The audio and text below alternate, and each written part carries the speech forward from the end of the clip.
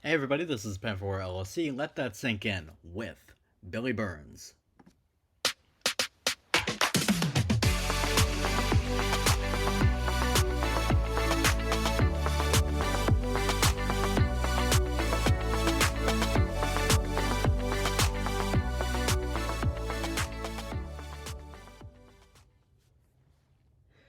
Okay.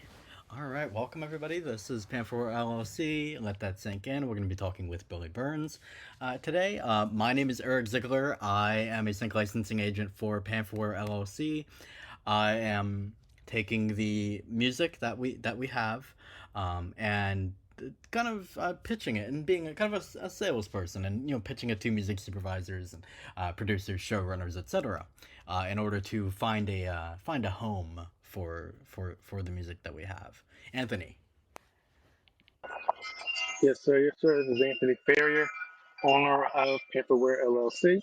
We're a music publishing and sync placement business.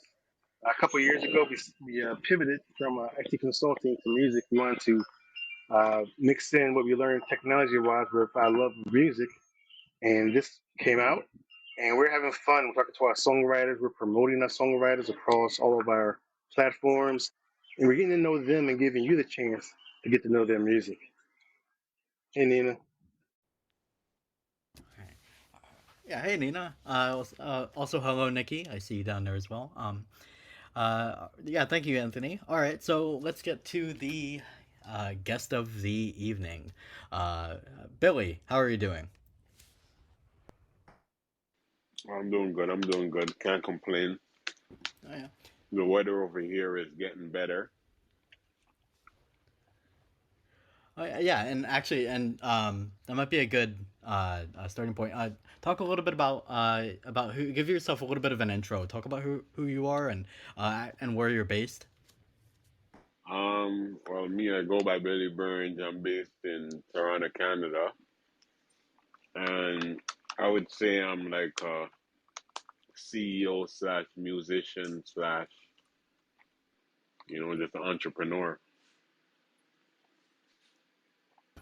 Okay. And how long have you been involved in music? Like, what's kind of your story with music?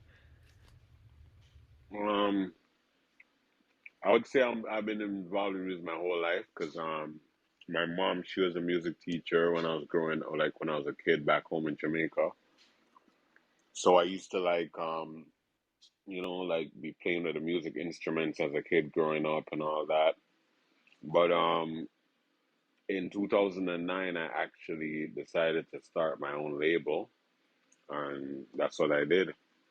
But I've always been into music. I always loved music. I listen to music, and I also like do a lot of stuff within the music. So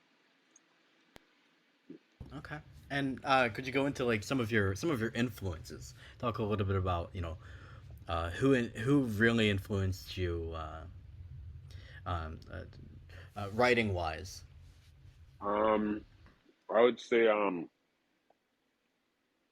myself, my life experiences, the stuff I go through, the stuff maybe my family, my friends, just life experiences. That's really my, um, you know, yeah, that's where I get my inspiration from when it Okay. comes to yeah. Oh yeah. So you're drawing from different aspects of your life to kind of fuel um, your writing. Were there any other musicians though that you kind of looked up to that Um, had an impact? yeah, probably like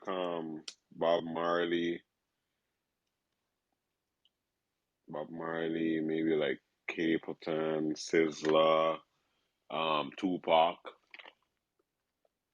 um, hmm, like even Elton John, um, Prince, like I don't have one like I'm motivated by all like or inspired by all like most genres I should say. So yeah, I don't have like a one specific, but yeah, those people are definitely been inspiring to me. Yeah, yeah, and it's you mentioned like multiple different genres, and I think that's good. I think it's good to be able to draw influence from various Exactly. genres, and you got to get outside the box. Exactly. Okay. Yep. I agree. All right. And yeah, so you know uh, you started off with in a musical house kind of. You said your mother was a music teacher, and Yep. so you started off with a lot of music in your life.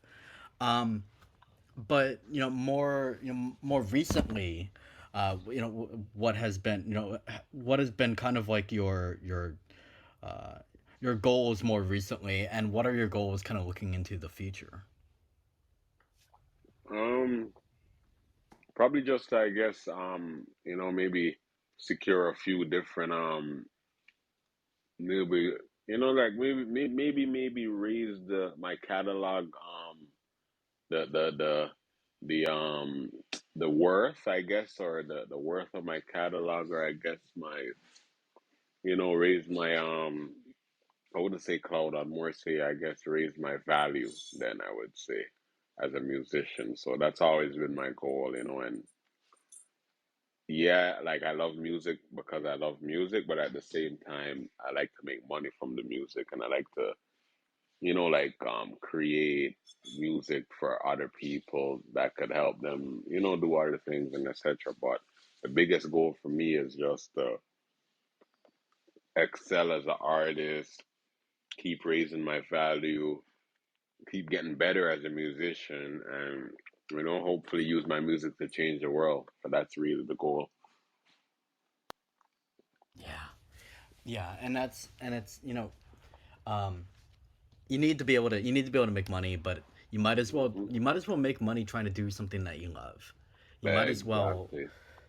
And I'm a firm believer that, like, if you're working and your heart is really in it, you're gonna the quality of your work is gonna be 1,000% better. Um, if you're actually working and doing what you love. But also an important note to take away from that is, um, uh, talk to me about you want to create for other people and help other musicians out. Talk to Yeah. me kind of about the importance of of helping other musicians and working together as a community. Well, that's very important because as you can see, the music, the entertainment game is going, especially when it comes to music. A lot of people are mixing like a very detrimental lifestyle with the music. So if you don't have artists like myself and other artists that are collabing and like putting out the right music and making the right features and showing artists how to use their experiences, even if negative or not, how to turn it into a positive or how to turn it into a learning experience. And I feel like the music game needs that because a lot of artists aren't, they don't, they like, they making music to like, I guess to fit in or to be cool. But I feel like music is very sacred, right? So if you're going to make music, you have to teach people and help them be better people. So I feel like that's very important with people like me and myself and other people that are gonna collab and do the right things. Cause yeah, that's needed. Oh yeah, yeah, and that's something I've noticed as well, is that music. I think music in a way is created out of necessity. Like, people who are going through a bad time might want to Hmm. create more positive, uplifting music. It's Yep. and even at its core, like, even at its core, it's a business, because it's one of the first rules of business is figure out what the need is, and then figure out a way to appeal to that.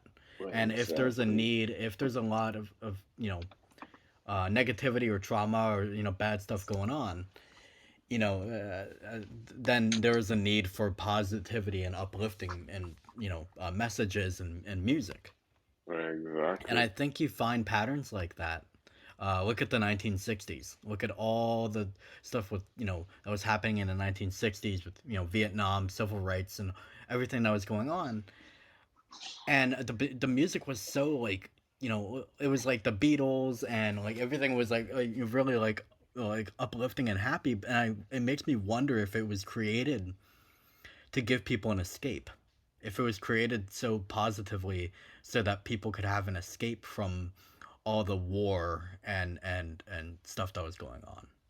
Yeah, I think that's exactly the goal of it. And when you have people doing the opposite, perpetrating it and glorifying it, the craziness, then it doesn't, it's like a movie. A movie can like inspire someone to get up and go be the best they want to be, or it can inspire someone to go be the worst they want to be. So it's really like, I think that's the goal. It's supposed to be uplifting, and it hasn't been for a while because music is changing. And I get there is also a demand for the negative stuff, but I feel like there's a way where you can talk about the negative stuff or whatever, but it's how you're talking about it. It's how you're speaking on it and what you're saying about it, you know? Yeah, yeah. Music and movies are incredibly powerful. There's Hmm. power in music, and there's power in film and TV as well. Like, look what if you look at what happened with the famous movie Jaws, Hmm. from the 1970s, I want to say it was. I um it, you know it After that movie came out, the amount of of sharks that were or, that were hunted went up Yeah. by, I think, like by like 30%. It was in large Wow. numbers. Yeah, You're a like, so, hunting and that's just price. from a movie. That's, it's the the movie, it does have a translation. There is a Yep, yep. translation of, whether it is a movie or whether it's music. The history and the data is there. It has an impact on society. You can shape culture and society with your music, with your art. Art Facts. shapes culture. Facts. So true. So true, man. So, that's yeah, that's definitely true. And people need to realize, like, how truly powerful music really is. Like, it can it, music can save people. It can be, your song can be like, somebody has a Spotify playlist on shuffle and they're having a really bad time. They're just having a horrible day. Your song can be the thing that can That completely turn their day uplifting. Yep, around. exactly. So true, man. Okay, so do you have any other hobbies, and what do you do in your free time besides when you're writing or producing? Actually, I do a lot of cooking. You know, I'm actually cooking right now. Yeah, I do a lot of cooking, a lot of reading. I watch a lot of shows, movies too as well, you know. So I'm well rounded in the sense of like, I don't limit what I do. You know, I go to the park, I enjoy the weather. I try to like you know. Yeah, so I mostly cooking though, I would say is one of my biggest hobbies other than doing music. Okay. Yeah, and obviously watching TV and movies is, Yes, especially for yes. sync. That's if you're trying to write music to get placed, like, it's definitely, I think it's definitely important to keep up with as much as you can. With Exactly. try and keep up with what is being placed. Do you ever, it, is cooking completely separate from your music, or do you ever find any creative, like, intertwining between, when you're cooking versus when you're writing? Yeah, actually, I find it's the same thing because, as I say, my music is my life. So it's like like when I'm cooking, some of the times, like I might be cooking and I might come up with a hook, or I might come up with a verse, or I might come up with a line, a couple bars, So really and truly, is just I try to like I the lifestyle I live for my lifestyle that I live is kind of like I try to live a healthy, positive lifestyle, So my music fits into that perfectly in the sense that it like I guess it correlates or it transfers over into my music kind of, you know. And if you've listened to my music, if people have listened to my music maybe 10 years ago compared to now, you can hear the fact that okay, this guy is like maybe at a different point in his life now, but I've always been that way. So I feel like it does kind of, it plays hand in hand with my cooking, with my music, or if I'm reading with my music. 'Cause what I'm gonna be reading or studying is gonna be something that's gonna be beneficial to my life, which is then gonna translate into my music. So I look at it. Oh yeah, it all kind of ebbs and flows into each other. Exactly. Yeah, and I think music should be like your music should be like like your own evolution as a person. Hmm. Somebody should be able to listen to your music and uh, you know through your discography through the years and um, kind of see like the, the path that how the path has Exactly. changed, how the it's and so that's a good sign that that person, if you can listen to them and hear from various albums over the years that their life is changing, then I think that's a good indicator that they have a nice balance. They have a Hmm. nice balance between everything outside of their music and their music. It's all intertwined. Yep. That's it. What um what do you feel you'd be doing if it wasn't for music? If if this wasn't like your main thing, what do you feel like you'd be doing instead of the entertainment or music industry? To be honest, I probably would be doing either something within maybe politics or something within like maybe community, because I like even before music, even like I have always been like a speaker or a person for the community that helps speak up and help get things done and stuff like that. So I feel like maybe I would have been in maybe politics or some type of community outreach or something like that. Because I feel like even if I wasn't doing music, I'd definitely be still trying to do something that's gonna help society, that's gonna serve society, that's gonna kind of, help make society a better place in a sense. Oh yeah, yeah. We gotta do something. Yep. Each one of us we gotta do something, even no matter how big or small. We gotta chip in Mm-hmm. somewhat to help society. And I mean, and how do you feel? Because you talked about politics, but how do you feel? Some of your or do you feel at all that your politics kind of finds its way into your music? Well, you mean like politics as a whole, or just like Yeah, like politics? when you're sitting down to write, like does your some of these things that you're passionate about, do they ever find their way as like topics in your writing? Like, do you ever write Yes, of about? course. Yeah. Yes, definitely. Even when the quarantine started, I have a track called Quarantine where I'm definitely talking about certain aspects of like what's going on with the quarantine and the government and society and just different aspects of what's going on and what we're going through as a people. So I've always kind of been that type of artist where I've always put like whether it be politics within the government aspect or whether I'm talking about the society or whatever, I always try to like mix it all there in my music. Okay. Yeah. So that's another source of I guess inspiration that you would have. It's just Hmm. you know how what how you view the world, and what you think could benefit the world and make the world better. Exactly. Um, all right. And what for everybody who is in the music industry, like what skills do you actually feel that are the most necessary to have when you're in this industry? What do you feel is are the most important skills to have as a musician? Um, to be honest, you just gotta be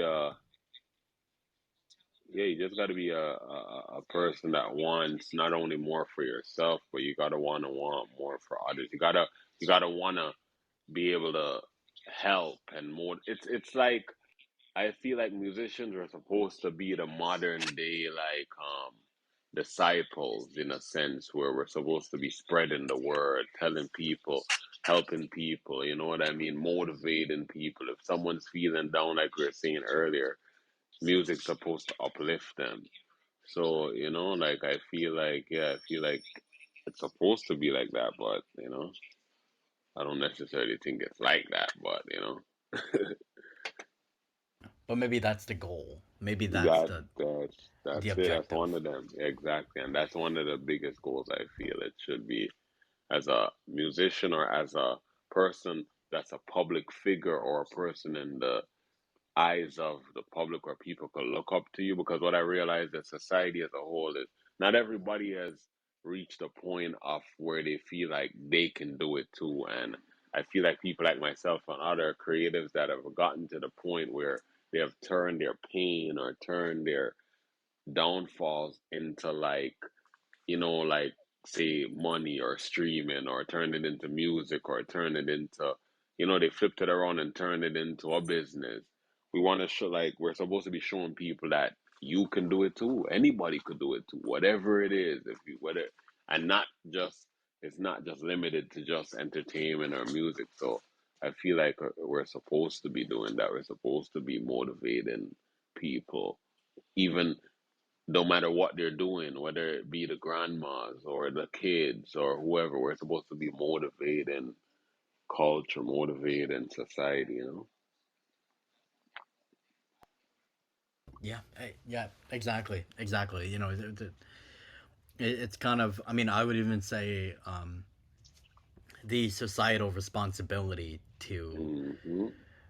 be the herald, to be the voice, Yes. literally and figuratively, for the next generation, for the future of society, for the culture. Yeah, because people listen to music and actors and celebrities more than they listen to anybody else. So it's like if the celebrities and the actors and the artists and the public figures and all these people in those positions were of a different caliber, of a different mentality, imagine how society would be. you know? Yeah, Mhm. yeah. I think maybe going forward, we should listen to the musicians. We should listen to the artists. We should seek.